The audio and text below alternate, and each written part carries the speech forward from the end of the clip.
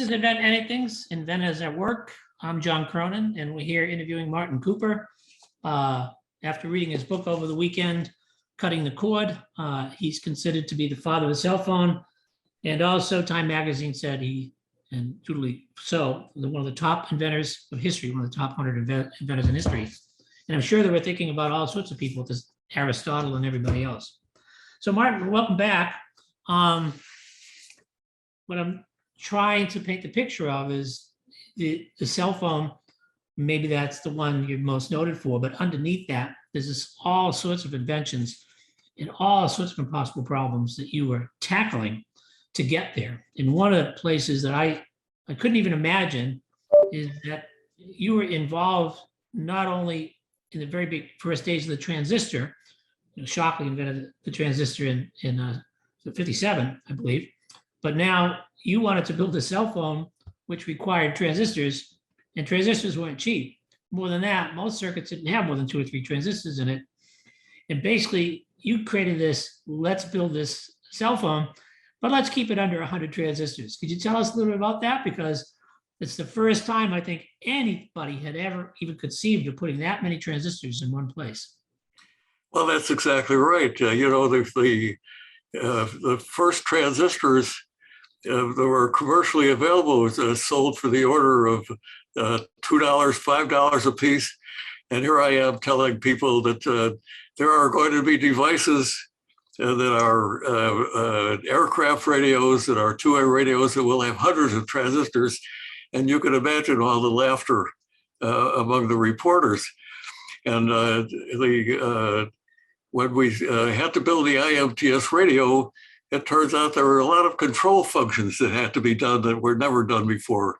Which radio channel were you going to be on, and things of that nature.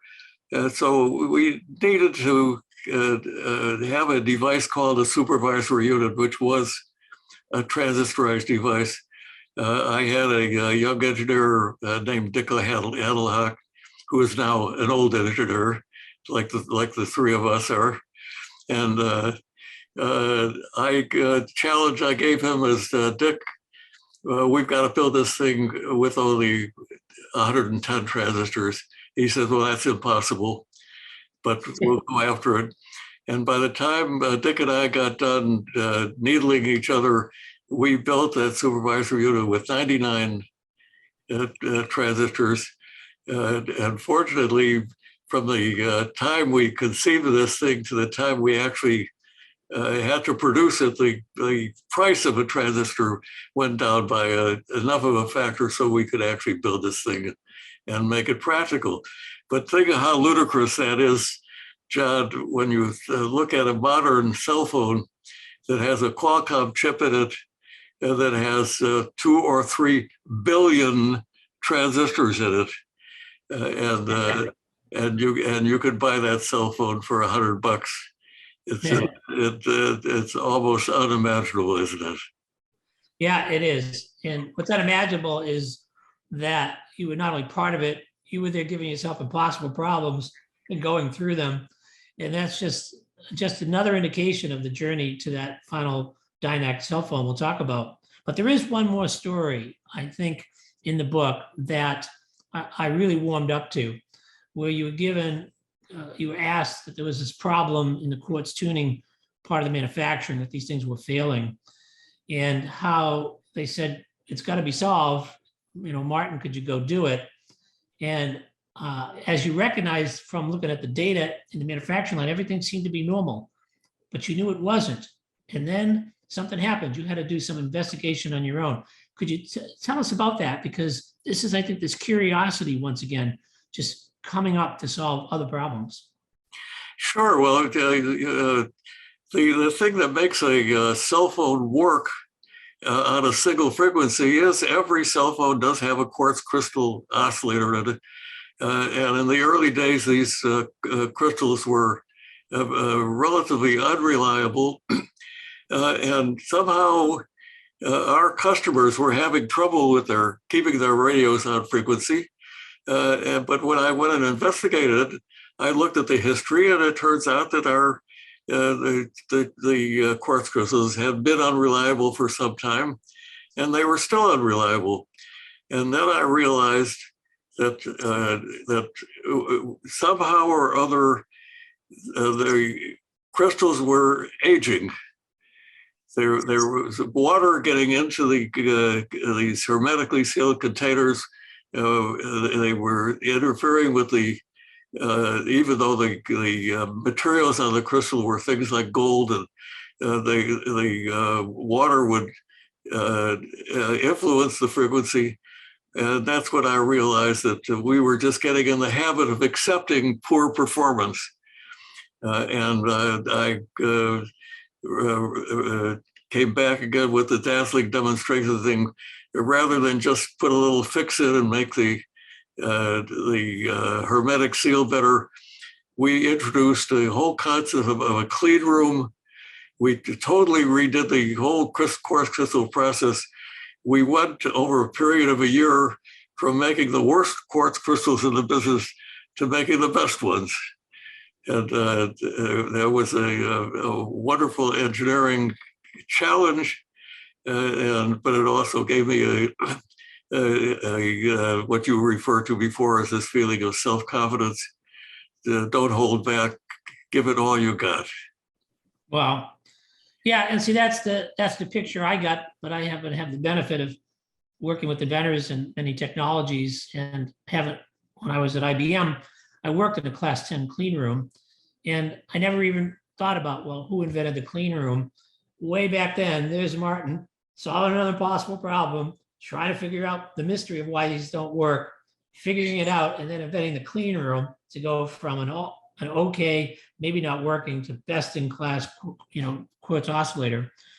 It's just incredible, the journey you've had. And it's just such an honor to listen to these stories. I'd like now for the crescendo, if you could show us the phone and maybe describe how it might compare with the current phone that we use today. Well, here it is. I hope my blurring doesn't stop it. But you can see the size of this phone. It's 10 inches high, a couple of inches wide, and about 4 or 5 inches deep. The battery alone on this phone is about the last 3/4 of an inch. It was a nickel cadmium battery because that was what rechargeable phones were. The number of engineering challenges of this thing were quite amazing.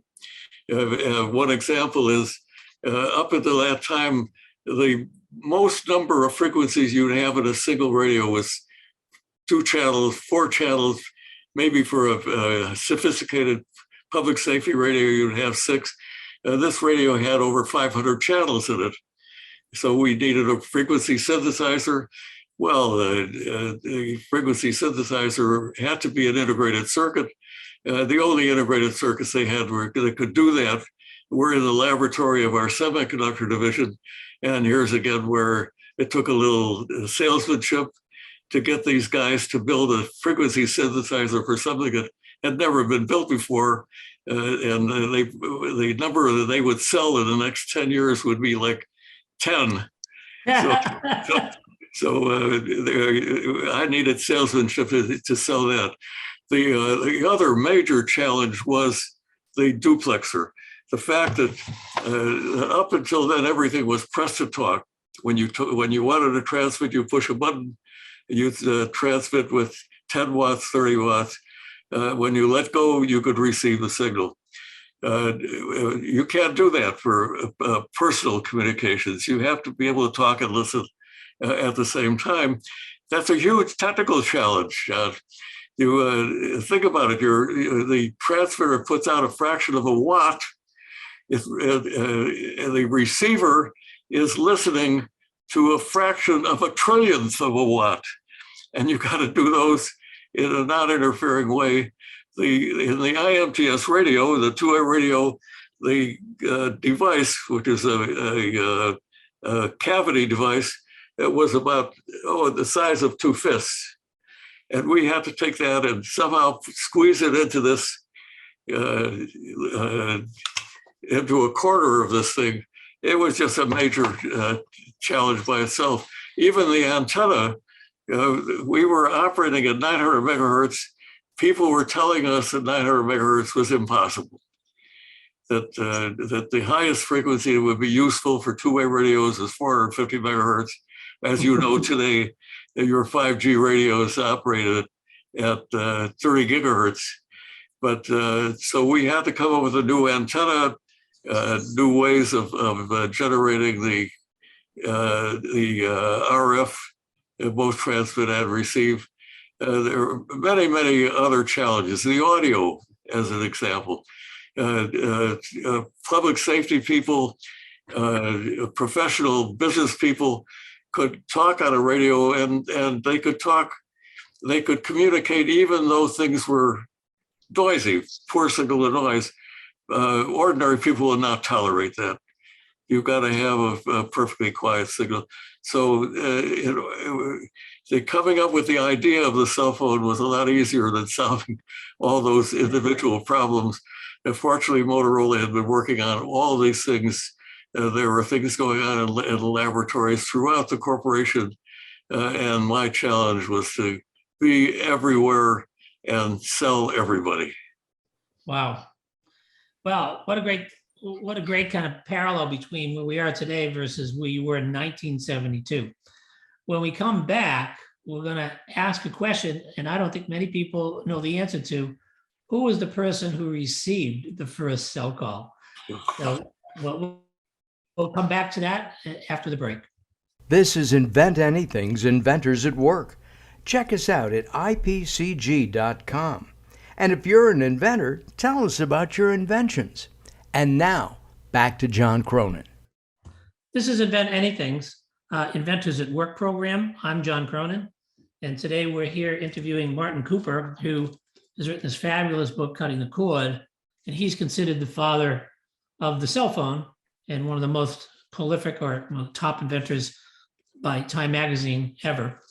So we're here, and we just left with the demonstration of that 1972 Dynatech cell phone. But I asked Martin to think about, and certainly it's in the book, who was the first person that received a cell call from that phone? Well, I have to take it back to the 1960s and 70s. Here was a battle going on between the largest company in the world by every measure, the Bell System, and this little company in Chicago, Motorola. We were actually a fraction of $1 billion in sales, but compared to Bell Systems' $22 billion, we were a flea on the elephant. So the way we did the introduction of the cell phone is we had to get the attention of the press, and the team put together this cell phone over a period of 3 months in early 1973. Our public relations people worked very hard to get beyond a morning show. They did have TV in 1973, John, just in case you were wondering about that. And I was waking up that morning by a call that said, too bad, we got bumped. Some event occurred and they didn't have time for this new invention. So our PR people set up they found a radio station, not unlike you, John. And I told them I want to be interviewed on the street so people could get the feeling for the freedom that you have. And so there we are standing out in front of the Hilton on 56th Street in New York. And I said, let's see, who shall I call? So I pulled out my address book. That give you a little feel for what ancient times that was. And I called my counterpart in the Bell System, the guy that was running this cell phone program where they were going to make cell phones that were car phones. His name is Dr. Joel Engel. I dialed his number, and amazingly, he answered himself, not his secretary. And I said, Joel, it's Marty Cooper. He says, well, hi, Marty. I said, Joel, I'm calling you on a cell phone. Silence. But this is a real cell phone, a personal, handheld, portable cell phone. Joel, to this day, does not remember that phone call. I don't blame him. I wouldn't want to either. But he does not dispute that I did in fact make that phone call to him. And incidentally, that was one historical moment. The other one was as I was selling like mad to this radio person, I stepped out in the street and almost got nailed by a New York taxi cab, which would have been the very first cell phone accident. As you know, if you observe, as I do, that at least 30% of the people that are crossing the street in traffic are talking on their cell phones. So it's amazing that more people are not being killed by cell phones today. But I was the first one that nearly got killed. It keeps coming back to me that to be a real inventor at work, you have these impossible challenges, solving problems, using all sorts of inventions to figure out how to sell. You also have these sort of demonstrations, but you found yourself in the White House with the cell phone and Bush and Reagan, I believe, right? And I know you were going through the battle of the FCC wars, try to get, signal.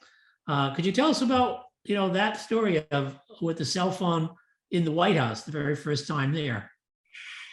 Well, the period of time between when we demonstrated that a cell phone could work, which was on April 3rd, 1973, to when there was actual commercial service where you could actually buy a cell phone, and it took 10 years. What could possibly take that long? You have this image nowadays of they announce something at the Consumer Electronics Show, and the next year you could buy it. Well, it turns out that the cell phone was pretty premature. We knew how to build one, but building a lot of them was a whole different matter. We had to resolve this issue between the Bell system because they wanted to have a monopoly. They wanted to be the only ones. Their view of the market for cell phones was that perhaps in the entire world, over the next 10 or 20 years, there would be 1 million cell phones in the world. You know now, John, that there are more cell phones in the world today than there are people. Exactly. That's true in the United States as well. But the Bell system thought that there was only going to be 1 million market, and they wanted a monopoly. So we had to fight that battle over 10 years. So when we were finally ready in 1982, the chairman of the company was now the son of the founder, Bob Galvin. Bob Galvin happened to have been a Republican. He was very friendly with George H.W. Bush, visited him in the White House, and he did the demonstration. Only this time it was with a commercially viable phone. And George looked at Bob and said, Ron's got to look at this.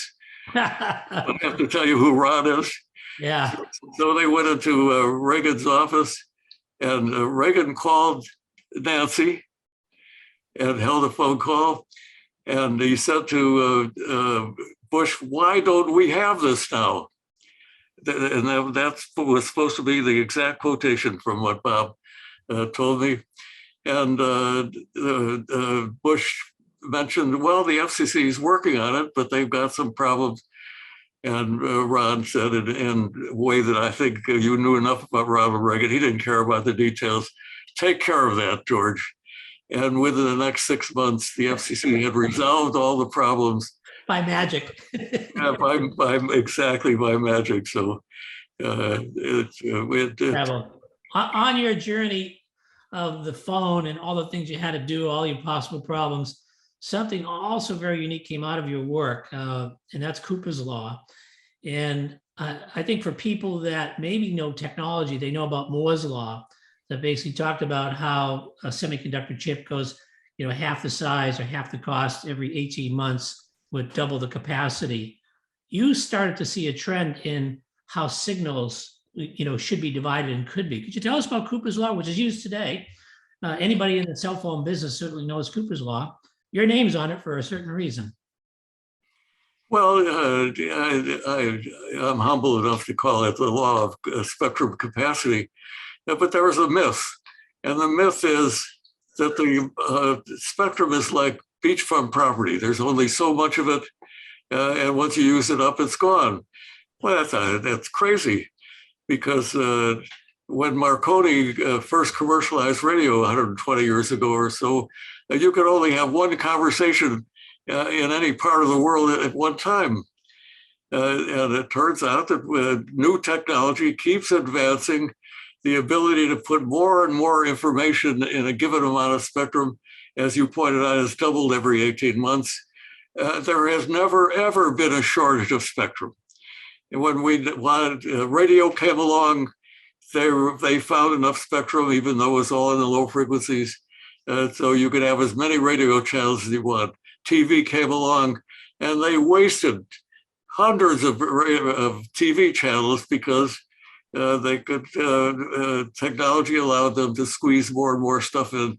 And then cellular came along, and the radio spectrum is now got hundreds and hundreds of different services. And John, we haven't scratched the surface yet. We have the ability now to transmit from one person to another location with great precision. So you could do many, many conversations on a single frequency.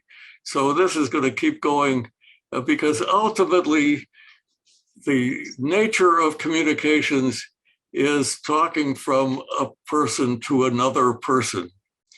And if you can't have a direct connection from one place to another, you don't have the freedom that people are going to expect out of communications. So ultimately, all of our personal communication is going to be wireless.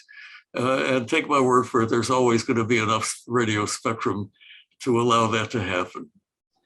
I remember when I was a young student in mathematics, learning about how many points are on a line, and that you could take any 2 points and find a whole bunch of points between them. And no matter how many points, how close you could get to 2 points, you could always pull it apart and see another billion points. And so I just had recognized that concept, you had recognized that we would never be without signal, because there's all sorts of tricks that can be done. And that's Cooper's Law for you. So just a couple questions to end this piece here, and that is the word patents. Some inventors think that patents are what invention is. Other inventors don't like patents. They would rather just get the work done. Could you comment on the difference between having a patent versus making something work, and which one do you feel is better for you? Well, that's as you know, when you ask the question, John, because you're more of an expert on patents than I am, our patent system is pretty much broken now. The people that get all the patents are the huge companies who are the ones who at least need protection. So the inventor just has to be way ahead of everybody else.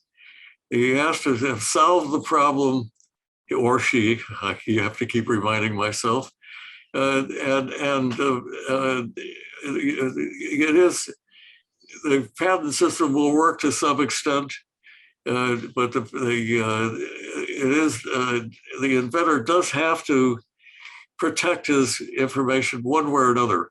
The best way to do it is to make it a secret.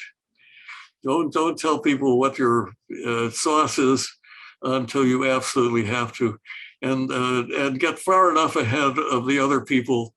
And the only way to really do that, John, is to commercialize.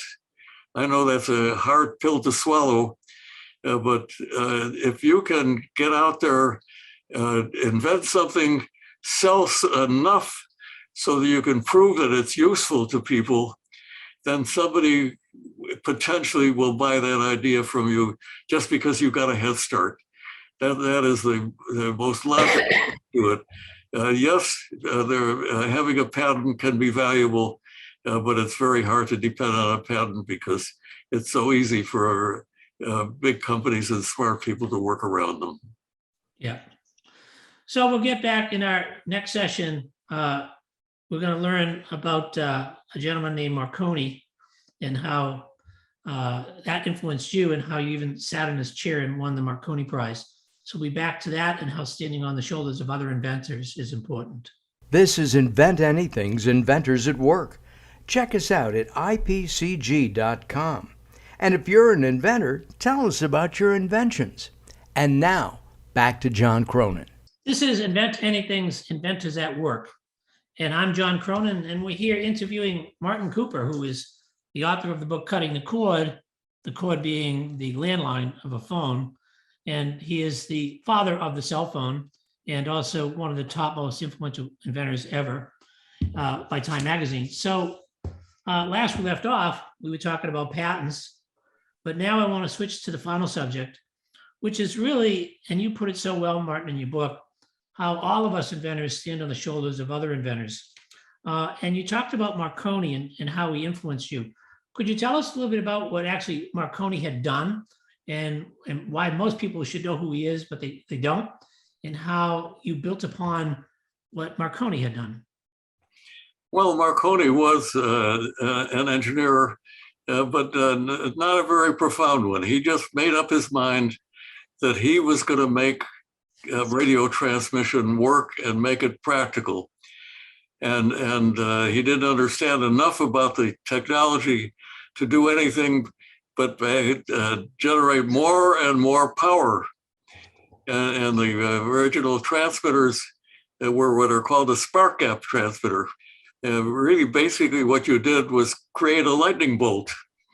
And this lightning bolt would put energy out of into the entire radio spectrum, so that you could only have one transmission at a time. And he would keep building bigger and bigger things. By the time he got done, he had a transmitter in Newfoundland that was literally huge telephone poles with wires strung on and a capacitor that would build up a huge amount of energy, and pow, lightning bolt.